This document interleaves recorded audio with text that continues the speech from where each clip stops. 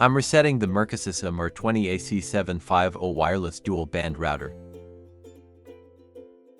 Let's see how to configure the Mercusys router after reset. This is an ONU.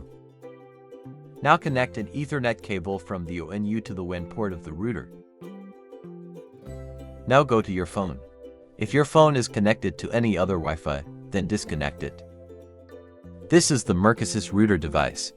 Connect it. Enter the Wi-Fi password from the back of the router. The Mercusys router is now connected to the phone. Now go to the internet browser.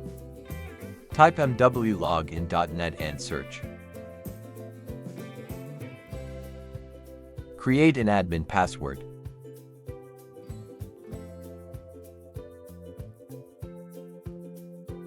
Tap on Dynamic IP. If you have an ISP connection, then select PPPoE and type in the connection. Now you need to enter the username and password provided by the internet service provider. Tap Next. Now you can change the name of your Wi-Fi from here and create a new password.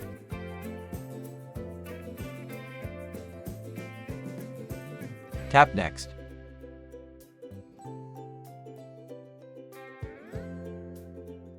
My phone is now disconnected from Wi-Fi. Now reconnect new Wi-Fi on your phone. Enter the new Wi-Fi password you created. Wi-Fi is now connected. Now go back to the setup page. Tap Next.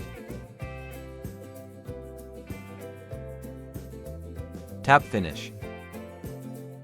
The configuration of the Mercusys router is now complete. Now you can browse the internet. This is how you can configure the Mercusys router after reset.